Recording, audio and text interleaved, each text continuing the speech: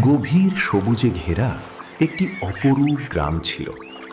চারদিকে শ্যামল প্রকৃতি, দূরে নীল পাহাড়ের রেখা, পাশে নিরিবিলি জঙ্গল। পাখির কিচিরমিচির আর শীতল বাতাসে মন যেন প্রশান্তিতে ভরে উঠত। সেই গ্রামের মানুষগুলোও ছিল ঠিক প্রকৃতির মতোই সুন্দর, সরল, সৎ এবং নিষ্পাপ হৃদয়ের অধিকারী। আগেকার যুগে মানুষের অন্তরে যে সততা ছিল, এই গ্রামের মানুষদের মাঝেও ছিল তারই জীবন্ত প্রতিচ্ছবি। একদিন গ্রামের এক ব্যক্তি তার সুন্দর বাড়িটি বিক্রি করলেন। বাড়িটি ছিল যেন ছবির মতো সাজানো, চারদিকে গাছপালা, ফুলের সুবাস আর প্রকৃতির অপূর্ব নীরবতা। আমার এই বাড়িটি অত্যন্ত সুন্দর। আপনি যদি ক্রয় করেন তাহলে লস হবে না, লাভই হবে। ভাই, আপনার বাড়ি দেখেছি, মুগ্ধ হয়েছি, আমার পছন্দ হয়েছে, আলহামদুলিল্লাহ। এবার বলুন, আপনাকে কত টাকা দিতে হবে? ভাই, আপনার সাথে কি আর দরদাম চলে? আপনার যত মন চায় দিয়ে দিন।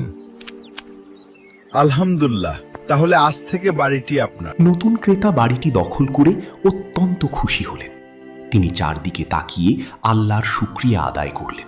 এত সুন্দর পরিবেশের একটি বাড়ি পাওয়াকে তিনি নিজের সৌভাগ্য মনে করলেন। সুন্দর একটি বাড়ি আল্লাহ তাআলা আমাকে দিয়েছেন, আলহামদুলিল্লাহ, এটা আমার সৌভাগ্য।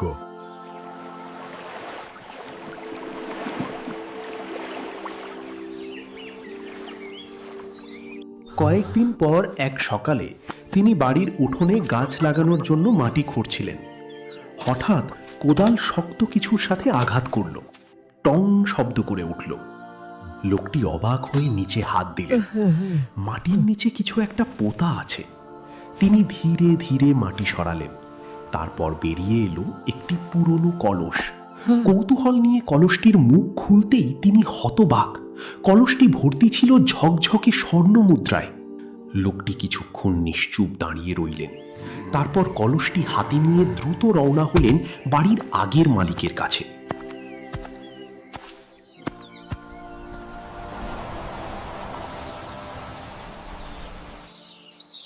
সেখানে উপস্থিত হয়ে বললেন, ভাই, এই কলসটি আপনার আপনার বাড়ির মাটির নিচে পাওয়া গেছে।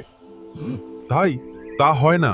আমি আপনার কাছে বাড়ি বিক্রি করেছি, এখন এই বাড়ির ভিতর যা আছে সবকিছু আপনারই। তা কিভাবে হয়? আমি তো বাড়ির জন্য টাকা দিয়েছি, কলসের জন্য নয়। সুতরাং এই স্বর্ণ আপনারই প্রাপ্য। তাহলে চলুন গ্রামের কাজী সাহেবের কাছে, তিনি সমাধান করে দিবেন। একজন নিতে চায় না, অন্যজনও নিতে রাজি নয়। অর্থাৎ ক্রেতা বিক্রেতা কেউই নিতে রাজি হলো না।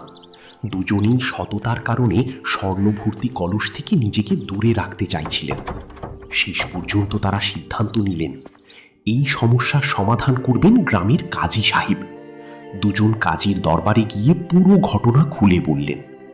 কাজী সাহেব, আমি এ বাড়িটি বিক্রি করে দিয়েছে, সুতরাং এ বাড়ির ভিতর যা আছে তাও বিক্রি করেছি, তাই আমি এই কলস নিতে পারবো না। কাজী সাহেব, আমি তো বাড়ির জন্য টাকা দিয়েছি, কলসের জন্য নয়। তাহলে কলস আমার হয় কিভাবে?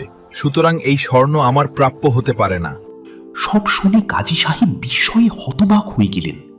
তারপর কাজী সাহেব বললেন, সুবহানাল্লাহ, তোমাদের মতো সৎ মানুষ আজকাল কোথায় পাওয়া যাবে না। তোমাদের দুজনের মতো সৎ মানুষ যদি সবাই হতো তাহলে সমাজে শান্তি আসতো। কিছুক্ষণ তিনি গভীর চিন্তায় ডুবে রইলেন। কি করবেন? কারণ দুজনের কথাই যুক্তিসঙ্গত। কেউ অন্যায়ের মাধ্যমে সম্পদ নিতে চাচ্ছে না। হঠাৎ কাজী সাহেবের ঠোঁটের কোণে মুচকি হাসি ফুটে উঠল। মনে হলো তিনি সমাধান পেয়ে গেছেন। তিনি তাদেরকে জিজ্ঞেস করলেন, তোমাদের কি সন্তান আছে? আমার একজন ছেলে আছে। আমার একটি মেয়ে আছে। তখন কাজী সাহেব হাসি মুখে বললেন, তাহলে তোমাদের ছেলে মেয়ের বিয়ে দিয়ে দাও, আর এই স্বর্ণভর্তি কলসকেই তাদের মোহরানা বানিয়ে দাও। কথাটি শুনে দুজনের মুখেই আনন্দের হাসি ফুটে উঠল। তারা কাজী সাহেবের প্রজ্ঞাপূর্ণ সমাধান সানন্দে গ্রহণ করলেন। এভাবেই সততা, ভালোবাসা আর সুন্দর চিন্তার মাধ্যমে শেষ হলো একটি বিরল ঘটনার অপূর্ব সমাধান।